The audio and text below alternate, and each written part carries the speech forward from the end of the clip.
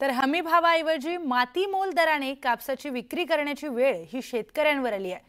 सरकारने जाहीर केलेला हमी भाव व्यापारी देत नसल्यामुळे शेतकऱ्यांचं प्रचंड नुकसान होत आहे। त्यातच आता सीसीआय कडून कापसाच्या खरेदीला अजूनही मुहूर्त लागलेला नाहीये, त्यामुळे शेतकरी संघटनांनी राज्यभर आंदोलनाचा जळगावमध्ये इशारा दिलाय।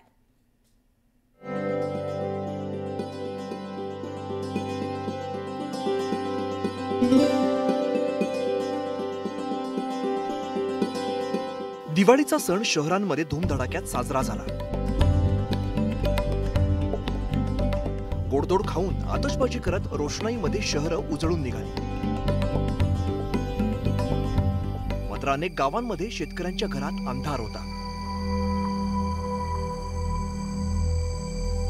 आधीच पूर आणि अतिवृष्टीमुळे पिसलेल्या शेतकऱ्याला अवघ्या 4 ते 5 हजारात कापूस विक्री करण्याची वेळ आली आहे।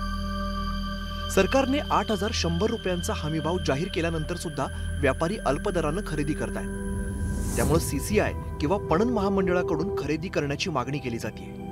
राज्य सरकारने 15 ऑक्टोबर पर्यंत खरेदी सुरू करण्याचं दिलेलं आश्वासन अजूनही पूर्ण झालेलं नाही। परिणामी शेतकऱ्याला कवडीमोल दराने कापूस विकावा लागतोय।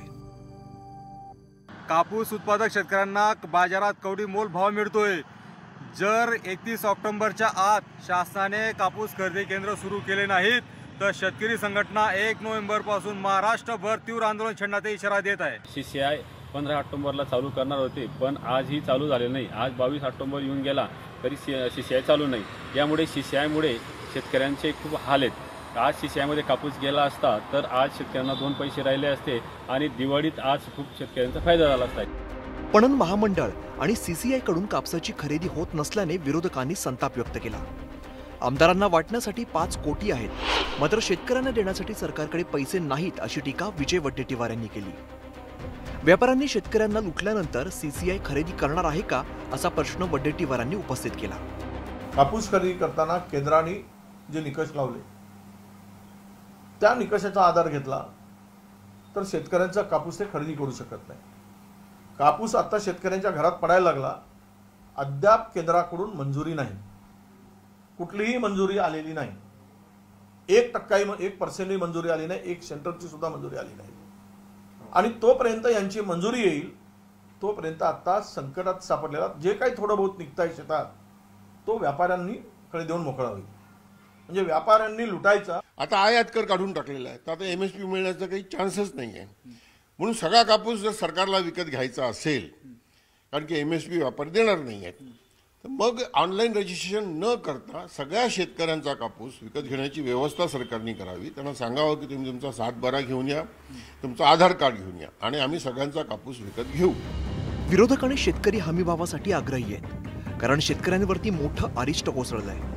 शेतकरी संकटात सापडल्यामुळे त्याचे डोळे सरकारकडे लागलेत। तर या गंभीर परिस्थितीवरती कॅबिनेटमध्ये चर्चा करून शेतकऱ्यांच्या मदतीसाठी उपाययोजना करण्याचं आश्वासन पालकमंत्र्यांनी दिलंय। महाराष्ट्र पणन महासंघातर्फे सुद्धा आपले स्वतःचे केंद्र राज्याच्या सरकारने सुरू केले पाहिजे।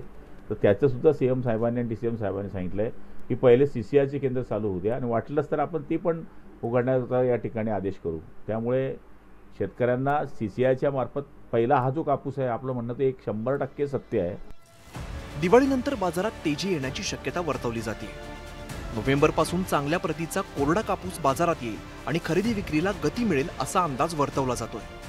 मात्र हमीभावाने खरेदी सुरू होत नाही तोवर शेतकऱ्यांचे हाल कायम राहणार आहेत। आधीच अतिवृष्टीमुळे कापसाचं उत्पादन घटलंय, त्यात व्यापारी हमीभाव देत नाहीत। परिणामी सीसीआय मार्फत कापूस खरेदी केला तरच शेतकऱ्यांना 2 पैसे मिळू शकतील। त्यामुळे सरकारच्या निर्णयाकडे शेतकऱ्यांचं लक्ष लागलंय। विजय वाघमारे, न्यूज 18 लोकमत, जळगाव।